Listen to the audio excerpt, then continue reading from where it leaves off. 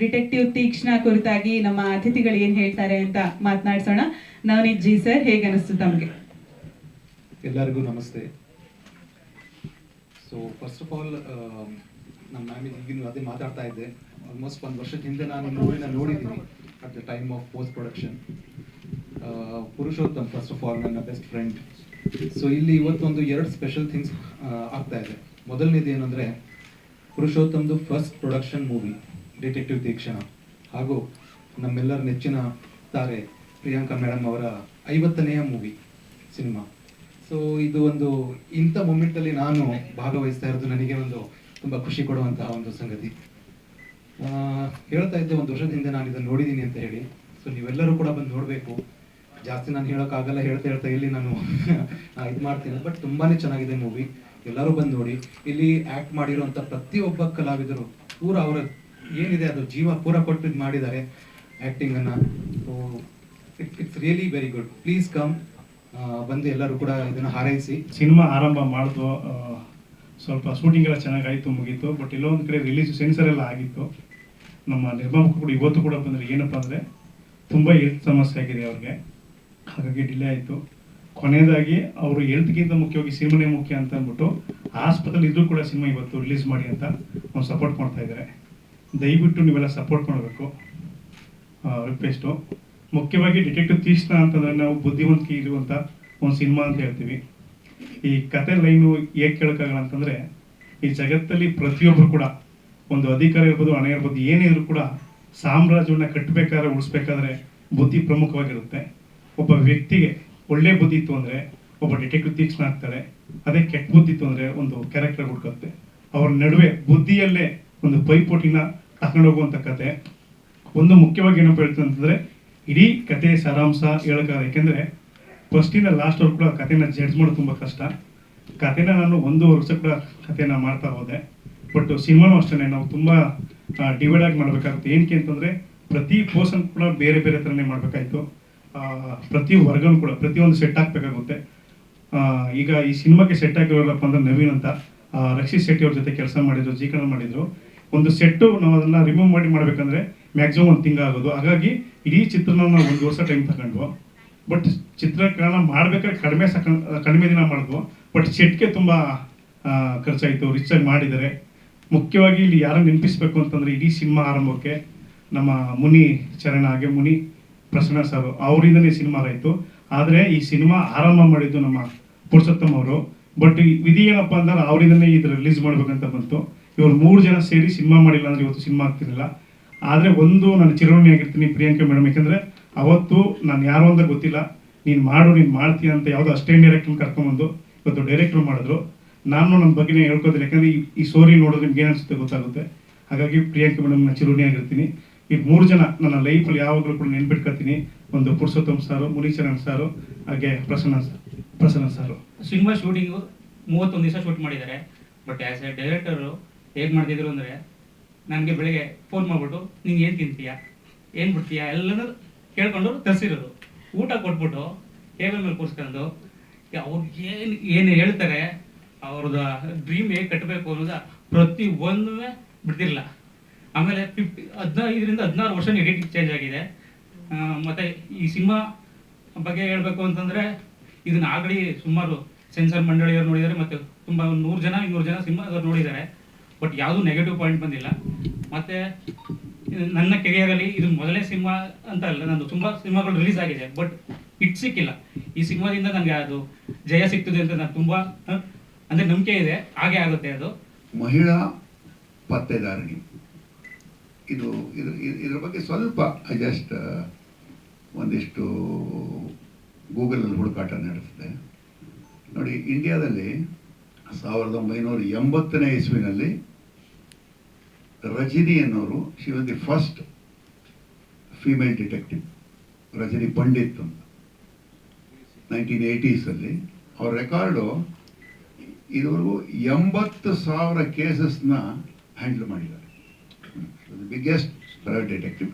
ಆಮೇಲೆಲ್ಲ ಭಾಳಷ್ಟು ಜನ ಬಂದರು. ಜಸ್ಟು ಅವ್ರನ್ನ ಜ್ಞಾಪಿಸ್ಕೊಳ್ಳೋದಕ್ಕೆ, ಅಂದರೆ ಈ ಜಾನರ್ ಹೆಂಗೆ ಶುರುವಾಯಿತು, ಆ್ಯಕ್ಚುಯಲ್ ರಿಯಲ್ ಲೈಫಲ್ಲಿ ಆ ಥರದವ್ರು ಬೇಕಾದ ಜನ ಇದ್ದಾರೆ. ಇನ್ನು ಬೇರೆ ಬೇರೆ ಕಡೆನೂ ಅಂದರೆ ಬೇರೆ ಬೇರೆ ದೇಶದಲ್ಲೂ ಇದ್ದಾರೆ. ನಮ್ಮ ಕನ್ನಡದಲ್ಲಿ ಅಫ್ಕೋರ್ಸ್ ನಾನು ಸುಮಾರು ಹೆಸರುಗಳು ಮರ್ತಿರ್ಬೋದು ಅಥವಾ ಜ್ಞಾಪಕ ಇಲ್ಲದೆ ಇರ್ಬೋದು. ನನಗೆ ಜ್ಞಾಪಕ ಇದ್ದಾಗೆ ಮಾಲಾಶ್ರೀ ಅವರು ಈ ಥರದೊಂದು 2-3 ಸಿನಿಮಾ ಪೊಲೀಸ್ ಪಾತ್ರಗಳು ಮಾಡಿದರು. Lady commissioner, lady police, sort detective ಮಾಡಿದರು. ಆ್ಯಂಡ್ ಅಫ್ಕೋರ್ಸ್ ಡಿಟೆಕ್ಟಿವ್ ತೀಕ್ಷ್ಣ, ಟೈಟ್ಲಲ್ಲೇ ಇದೆ ತೀಕ್ಷ್ಣ ಅಂತ, ಅಂದರೆ ತೀಕ್ಷ್ಣ ಬುದ್ಧಿಯ ಡಿಟೆಕ್ಟಿವ್. ಸೊ ಅಂದರೆ ಚುರುಕು ಬುದ್ಧಿ, ತೀಕ್ಷ್ಣ ಬುದ್ಧಿ.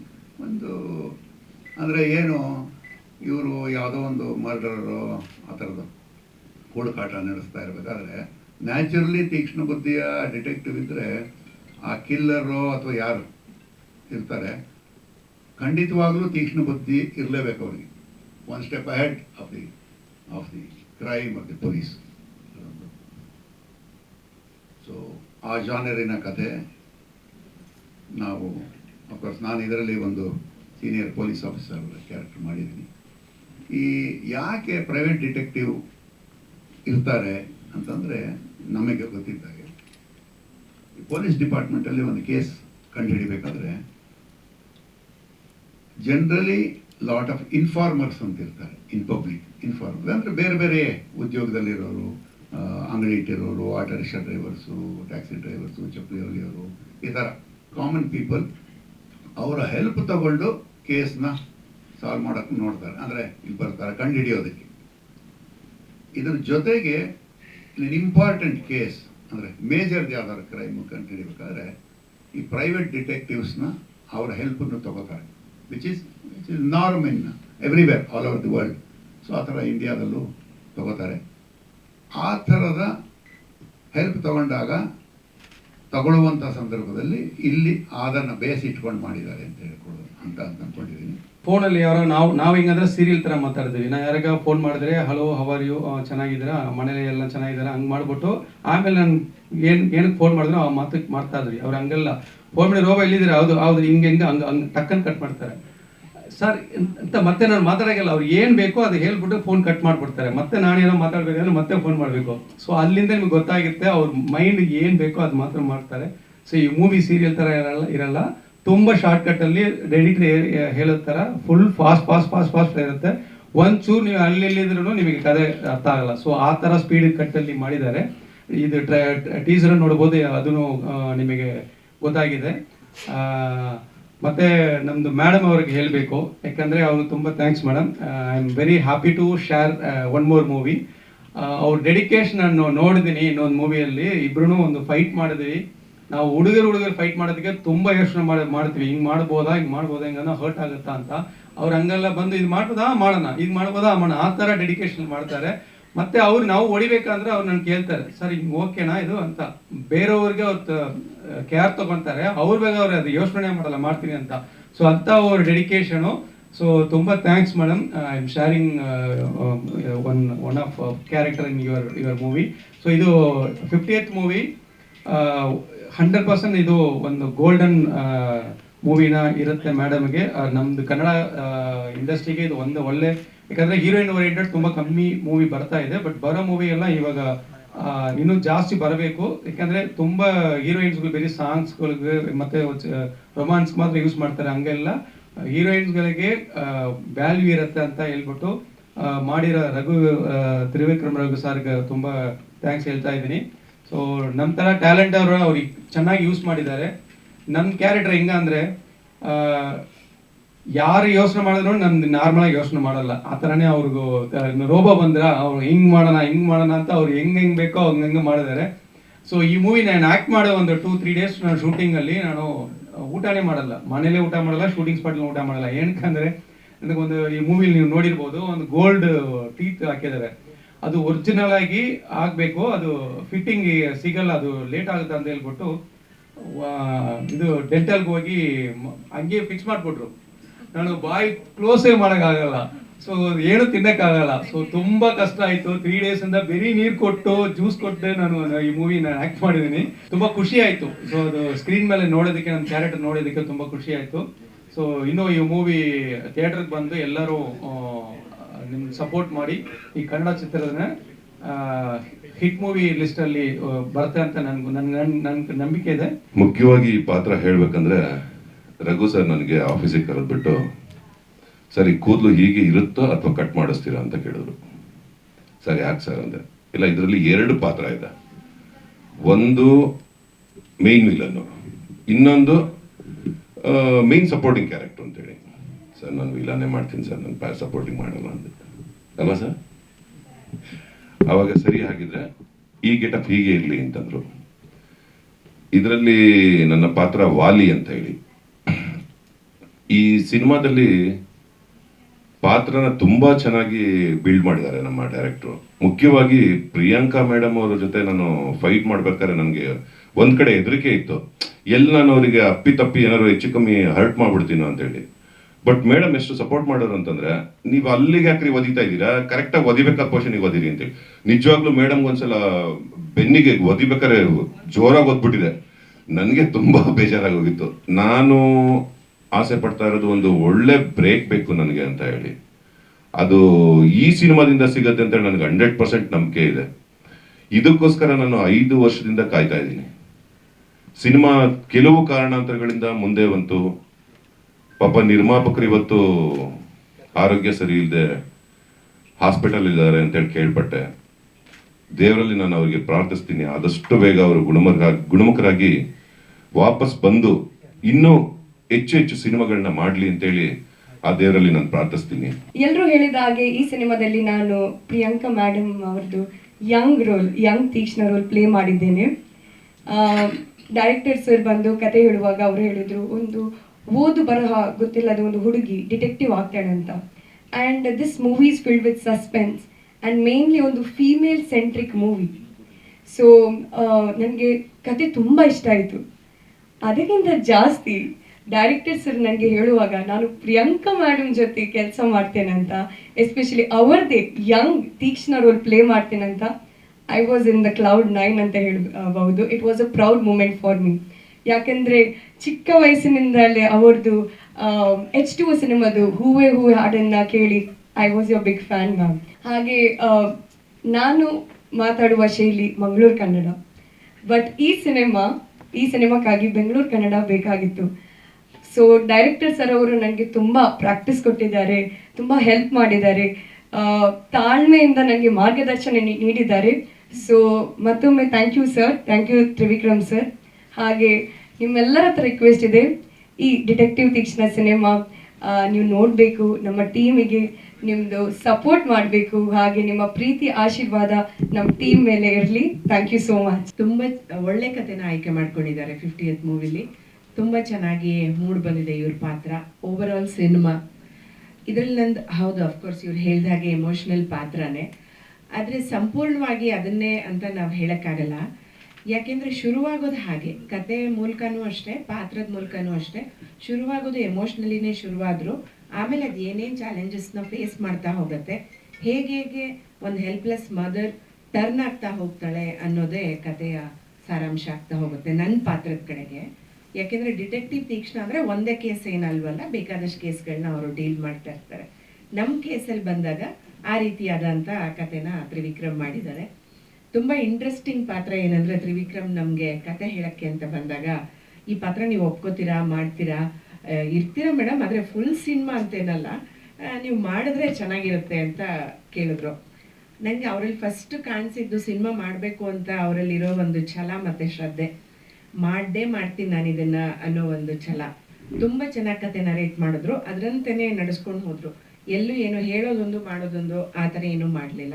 ಅವರು ತುಂಬ ಒಳ್ಳೆ ಸಪೋರ್ಟಿವ್ ಪ್ರೊಡ್ಯೂಸರ್ಸ್ ಸಿಕ್ಕಿರೋದ್ರಿಂದ ಕತೆನೂ ತುಂಬ ಚೆನ್ನಾಗಾಯಿತು, ಸಿನಿಮಾ ತುಂಬ ಚೆನ್ನಾಗಾಯಿತು. ಕಷ್ಟಪಟ್ಟು ಮಾಡಿದ್ರು ಎಲ್ಲರೂ ಸಪೋರ್ಟಿವ್ ಆಗಿ. ಅವ್ರ ಬೆನ್ನ ಹಿಂದೆ ತುಂಬ ಜನ ಇದ್ದಾರೆ, ಈಗಲೂ ಎಲ್ಲ ಅಲ್ಲಿ ನಿಂತ್ಕೊಂಡಿದ್ದಾರೆ. ಕೌಶಿಕ್ ನನ್ನ ಮಗನ ಪಾತ್ರ ಮಾಡಿದ್ದಾನೆ, ಅವನು ಅಲ್ಲೇ ನಿಂತ್ಕೊಂಡಿದ್ದಾನೆ, ತುಂಬ ಒಳ್ಳೆ ಆ್ಯಕ್ಟರ್ ಅವನು ಕೂಡ. ಈ ಸಿನಿಮಾ ಒಂದು ಚೆನ್ನಾಗಿ ಮೂಡ್ ಬರಬೇಕು ಅಂದರೆ ಒಂದು ತಂಡದ ಸಹಾಯ ಮುಖ್ಯ ಅಂತ ಆಗುತ್ತಲ್ವಾ, ಹಾಗೆ ಇದು ತುಂಬ ಒಳ್ಳೆ ತಂಡ ಕಟ್ಟಿ ಅದನ್ನು ತಾಳ್ಮೆಯಿಂದ ಬೆಳೆಸ್ಕೊಂಡು ಹೋಗಿದ್ದಾರೆ. ಇಷ್ಟು ದಿನ ತಾಳ್ಮೆಯಿಂದ ಕಾದಿದ್ದೀವಿ ಎಲ್ಲರೂ. ನಿಜವಾಗ್ಲೂ ಒಂದು ಸಂಭ್ರಮ ಅನಿಸ್ತಾ ಇದೆ. 50th ಸಿನಿಮಾ ಆಗ್ಬಿಟ್ಟಿದೆ ಅಂತ ನನಗೆ ಒಂದು ಶಾಕು, ಬಿಕಾಸ್ ನನಗೂ ತುಂಬ ಕಲಿಬೇಕು ಅನಿಸ್ತಿದೆ. I am still a student of cinema, but ತುಂಬಾ ಖುಷಿ ಆಗ್ತಿದೆ, especially to share this dais with all these wonderful people.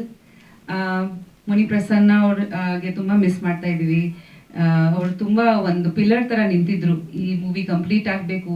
Last ಮಂತ್ವರೆಗೂ ನನ್ನ ಹತ್ರ ತುಂಬ ಮಾತಾಡ್ತಾ ಇದ್ರು ರಿಲೀಸ್ ಮಾಡಬೇಕಂತ. ಇವತ್ತು ಅವ್ರು ಹಾಸ್ಪಿಟಲಲ್ಲಿ ಇದ್ದಾರೆ. So I hope and pray that he gets well soon. And ಖಂಡಿತ ಪುರುಷೋತ್ತಮ್ ಅವರು, thank you so much for your support also to release this film. 50ನೇ ಮೂವಿ ಅಷ್ಟು ಈಸಿ ಅಲ್ಲ actually. Every movie like ma'am set ಒಂದು team work ಖಂಡಿತ. So ನಿಮ್ಮ ಜೊತೆಲಿ ಈ ಟೀಮ್ ಜೊತೆಲಿ like it's all a journey. So ಒಂದು ದೊಡ್ಡ ಫ್ಯಾಮಿಲಿ ಕ್ರಿಯೇಟ್ ಆಗಿತ್ತು. ಆಲ್ಮೋಸ್ಟ್ 25 ವರ್ಷದ ಜರ್ನಿ ನಂದು ಮೂವೀಸ್ನಲ್ಲಿ. So I have a huge family and ಆ ಫ್ಯಾಮಿಲಿ ಸಪೋರ್ಟಿಂದಾನೇ I think it was possible that ನನ್ನ 50th ಮೂವಿ ಆಗಿದೆ. So thank you so much ನಿಮ್ಮೆಲ್ರಿಗೆ. ಆ್ಯಂಡ್ ನಂದು ಪ್ರತಿಯೊಂದು ಮೂವಿ ಟೀಮ್ಸ್ಗೆ ನಾನು ಥ್ಯಾಂಕ್ ಹೇಳೋದಕ್ಕೆ ಇಷ್ಟಪಡ್ತೀನಿ ಇವತ್ತು. ಬಿಕಾಸ್ ಅವರಿಂದನೇ ಇದು ಸಾಧ್ಯ ಆಗಿತ್ತು ನನಗೆ. And also my family, because ಖಂಡಿತ ಉಪೇಂದ್ರ ಅವರು ನಮ್ಮ ಮಕ್ಕಳು ತುಂಬ ಸಪೋರ್ಟ್ ಮಾಡ್ತಿದ್ದಾರೆ. ನನ್ನ ಮದುವೆ ನಂತರ ಮತ್ತೆ ಮೂವೀಸ್ ಮಾಡ್ತೀನಿ ಅಂತ ನನಗೆ ಆ್ಯಕ್ಚುಲಿ ಅದು ಗೊತ್ತಿರಲಿಲ್ಲ ಆ್ಯಂಡ್ ಅನ್ಕೊಂಡಿರಲಿಲ್ಲ. ಸೊ ನಾನು ತುಂಬ I just follow my heart. ಮದುವೆ ಆದೆ, ಆಮೇಲೆ ಒಂದಷ್ಟು ಆಫರ್ಗಳು ಬಂತು, ಓಕೆ ಮಾಡೋಣ, ಇದು ಟ್ರೈ ಮಾಡೋಣ, ಅದು ಟ್ರೈ ಮಾಡೋಣ ಅಂತ ಒಂದು ವಿತ್ ಮೈ ಗಟ್ ಫೀಲಿಂಗ್ ಮುಂದೆ ಹೋಗಿದ್ದೀನಿ. ಆ್ಯಂಡ್ ಅದ್ರ ಜೊತೆಲಿ ಆಡಿಯನ್ಸ್ ಸಪೋರ್ಟ್ ಸಿಕ್ಕಿದೆ. ನೀವು ತುಂಬ ಸಪೋರ್ಟ್ ಮಾಡಿದ್ದಾರೆ. ಆಲ್ಮೋಸ್ಟ್ ಎಲ್ರದ್ದು ಹೆಸರುಗಳು ಗೊತ್ತಿದೆ ನನಗೆ ಇಲ್ಲಿ ಉಪಸ್ಥಿತ ಆಗಿರೋದು. ಸೊ ಆ ಥರ ಒಂದು ಸ್ಟ್ರಾಂಗ್ ಫ್ಯಾಮಿಲಿ ಇದೆ ನನಗೆ. So I feel very blessed. And after ಮದುವೆ ನಂತರ ನನ್ನ ಜರ್ನಿಯಲ್ಲಿ ನನಗೆ ತುಂಬ ಒಳ್ಳೆ ಒಳ್ಳೆ ಸ್ಕ್ರಿಪ್ಟ್ ಸಿಕ್ಕಿದೆ. So I feel very lucky. Mummy, Devaki, Ugravatar and 1980. So ಇಂಥವು I mean life is beautiful ಇನ್ನೊಂದಷ್ಟು ಬರೋದಿದೆ.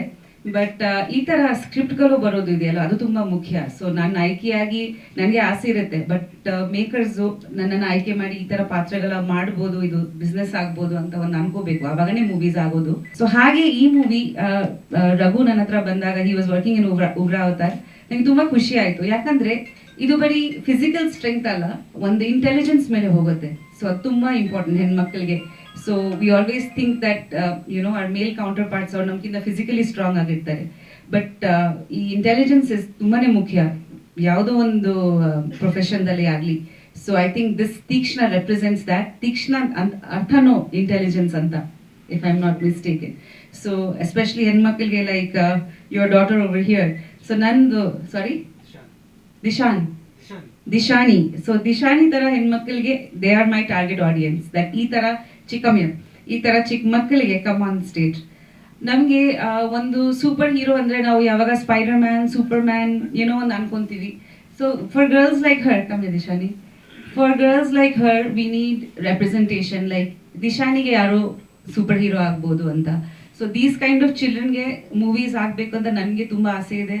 ಮಕ್ಕಳು ನೋಡಿ ಸ್ಫೂರ್ತಿ ಪಡೋದು, ಒಂದು ಮಾದರಿಯಾಗಿ ತಗೊಳ್ಳೋದು ಕ್ಯಾರೆಕ್ಟರ್ಸ್ ನಾವು ಸಿನಿಮಾದಲ್ಲಿ ರೆಪ್ರೆಸೆಂಟ್ ಮಾಡಬೇಕು. ಬಿಕಾಸ್ ಇತ್ತೀಚೆಗೆ ತುಂಬ ಮೂವೀಸಲ್ಲಿ ಹೆಚ್ಚಾಗಿ ನಾವು ವೈಲೆನ್ಸ್ ತೋರಿಸ್ತೀವಿ, ಹೆಚ್ಚಾಗಿ ನಾವು ಬೇರೆ ರೀತಿ ಅಡಲ್ಟ್ ಕಾಂಟೆಂಟ್ ಕೂಡ ಬರುತ್ತೆ. ಸೊ ನನ್ನ ಅನಿಸಿಕೆ ದಟ್ ಈ ಥರ ಮಕ್ಕಳಿಗೆ ಕೂಡ ಮೂವೀಸ್ ಬರಬೇಕು. ಅವ್ರು ಒಂದು ಅಪ್ಪ ಅಮ್ಮ ಜೊತೆ ಹೋಗಿ ಒಂದು ಮೂವಿ ನೋಡ್ಬೇಕಂತ, ನಾವು ಒಂದು ಇಡೀ ಫ್ಯಾಮಿಲಿ ಹೋಗಿ ಒಂದು ಮೂವಿ ನೋಡಬೇಕು, ಖುಷಿ ಪಟ್ಟು ಬರಬೇಕು ಅಂತ ಒಂದು ಇರಬೇಕು. ಆಲ್ರೆಡಿ ನಿಮ್ಗೆ ಎಲ್ಲರಿಗೂ ಗೊತ್ತಿದೆ ದಟ್ ಒಂದು ಜನರೇಷನ್ಗೆ ಲಾಟ್ ಆಫ್ ಇಮೋಷನಲ್ ಇನ್ಸ್ಟೆಬಿಲಿಟಿ ಆಗ್ತಿದೆ. there is a lot of suicides, murders. ನಾವು ಪ್ರತಿಯೊಂದು ದಿವಸ ಸೋಷಿಯಲ್ ಮೀಡಿಯಾದಲ್ಲಿ ನೋಡ್ತಾನೆ ಇರ್ತೀವಿ. So I feel that this emotional disbalance is happening because of so many things that they are watching online on their phone, which is inappropriate ಅವ್ರ ಏಜ್ಗೆ, ಅದು ತಕ್ಕಂಥ ಏಜ್ಗೆ ಅಲ್ಲ. ಸೊ ಹಾಗಾಗಿ ನಮ್ಮ ಜವಾಬ್ದಾರಿ ಇದೆ. ನಾವು ಸಿನಿಮಾದಲ್ಲಿ ನಾವು ಲಿಬರ್ಟೀಸ್ ತಗೋಬಹುದು, ಬಟ್ ಇನ್ನೊಂದು ಆಡಿಯನ್ಸ್ಗೆ ಕೇಟರ್ ಮಾಡೋದು ಜವಾಬ್ದಾರಿ ನಮ್ದು ಇದೆ. ಸೊ ಖಂಡಿತ like her age group will definitely enjoy this movie. ಅಲ್ಲಿಂದ ಅವ್ರಿಗೆ ಒಂದು ಸ್ಟ್ರೆಂತ್ ಸಿಗೋದು, ಒಂದು ಖುಷಿ ಪಡೋದು, ಒಂದು ರೋಲ್ ಮಾಡೆಲ್ ಸಿಗೋ ಥರ ನಾವು ಮಾಡಬೇಕು. Because movies are very very powerful. And ನಾನು ಖುಷಿ ಪಡ್ತಿದ್ದೆ ದಟ್ ಈ ನಮ್ಮ ಮೂವಿಗೆ ಒಂದು ಸೆನ್ಸರಲ್ಲಿ ಕಟ್ ಸಿಕ್ಲಿಲ್ಲ, ಒಂದು ಮ್ಯೂಟು ಮಾಡಿಲ್ಲ, ಒಂದು ಕಟ್ಟಿರಲಿಲ್ಲ. ಸೊ ನಾವು ಹೇಗೆ ಕಲ್ಸಿದ್ವಿ ಹಂಗೆ ಬಂದಿದೆ ಮೂವಿ. ಸೊ ತುಂಬ ಖುಷಿ ಆಗ್ತಿದೆ. ಅದ್ರ ಜೊತೆಲಿ I think what stands out in this movie especially is the art direction and camera work and music. Of course direction ತುಂಬ ಚೆನ್ನಾಗಿ ಮಾಡಿದ್ದಾರೆ ರಘು, ಕಾಂಟೆಂಟ್ ತುಂಬ ಚೆನ್ನಾಗಿದೆ. ಅದ್ರ ಜೊತೆಲಿ art work and I think DOP ಅವ್ರದ್ದು ಕೆಲಸ ತುಂಬಾ ಚೆನ್ನಾಗಿದೆ. ಮನು ಅವರು ಅದ್ಭುತವಾಗಿ ಕೆಲಸ ಮಾಡಿದ್ದಾರೆ. ಆ್ಯಂಡ್ ಮ್ಯೂಸಿಕ್, ಸೊ ನೀವು ನೋಡಿದ್ದೀರಾ ಪ್ರತಿಯೊಂದು ಫ್ರೇಮು ಒಂದು ತುಂಬ ಚೆನ್ನಾಗಿ ಬಂದಿದೆ. ಒಂದು ಹಾಲಿವುಡ್ ಮೂವಿ ಥರ ಫೀಲ್ ಕೊಟ್ಟಿದ್ದಾರೆ. Is work really hard. So ನಿಮ್ಮೆಲ್ಲರದ್ದು ಸಪೋರ್ಟ್ ತುಂಬ ಮುಖ್ಯ. ಬಿಕಾಸ್ ನನಗೆ ಅನ್ಸುತ್ತೆ ಹೆಣ್ಮಕ್ಳಿಗೆ ಲೈಕ್ ನಾವು ಮಕ್ಕಳ ಮೂವಿ ಅಂದ್ಕೊಂಡು ನಾವು ಸ್ವಲ್ಪ ಡಾಕ್ಯುಮೆಂಟ್ರಿ ಟೈಪ್ ಅನ್ಕೊಂಡ್ಬಿಡ್ತೀವಿ. ಮಕ್ಕಳಿಗೆ ತೋರಿಸೋ ಥರ ಅದು ಎಂಟರ್ಟೈನಿಂಗ್ ಆಗಿರಲ್ಲ. ಯೂಶಲಿ ಪೇರೆಂಟ್ಸ್ ಒಂದು ಎಂಟರ್ಟೈನ್ಮೆಂಟ್ ಕೂಡ ಬೇಕು. ಸೊ ನಾವು ಬರೀ ಮಕ್ಕಳಿಗೆ ಯೋಚನೆ ಮಾಡಿ ಈ ಏಜ್ ಗ್ರೂಪ್ ಇದೆಯಲ್ವಾ ಟಿಲ್ 13-14 ಅಟ್ಲೀಸ್ಟ್. ಸೊ ತುಂಬ content, I think adult content ಇವಾಗ ಒ ಟಿ ಟಿನೂ ಇದೆ, ಅದಕ್ಕೆ ಒಂದು ಸೆನ್ಸರ್ ಇಲ್ಲ.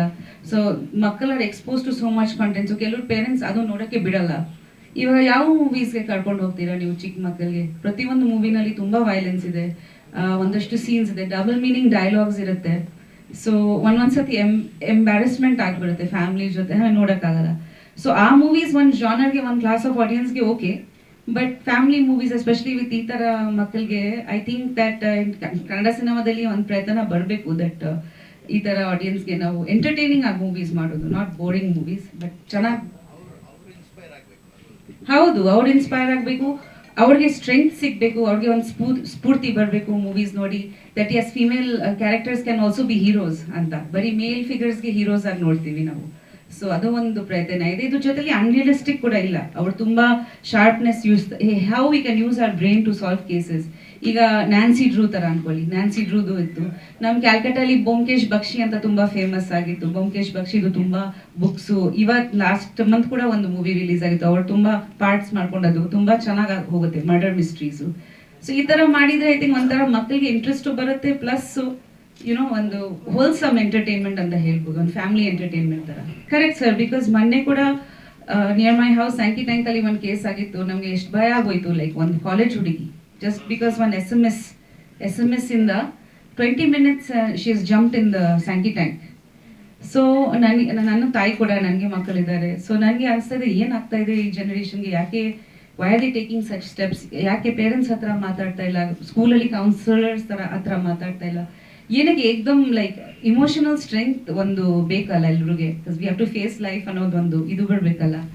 ಸೊ ಖಂಡಿತ ಮೂವೀಸ್ ಇಂದ ನಾವು ತುಂಬಾ ಇನ್ಫ್ಲುಯೆನ್ಸ್ ಮಾಡ್ಬೋದು ಮಕ್ಕಳಿಗೆ.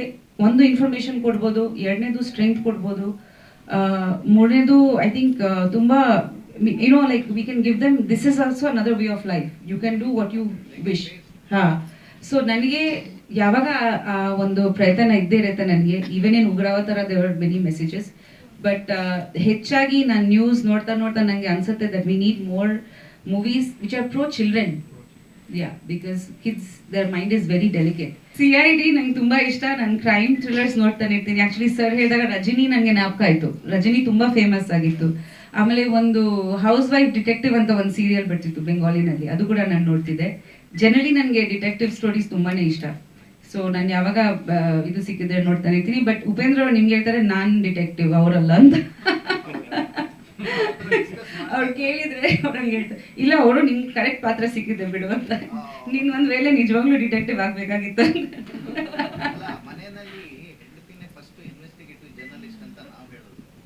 ನಮ್ಗೆ ಡೀಟೇಲ್ ಮೈಂಡ್ ಇದೆ, ಏನ್ ಮಾಡೋದು ಸರ್, ದೇವ್ರಂಗ್ ಕೊಟ್ಬಿಟ್ಟಿದ್ದಾರೆ.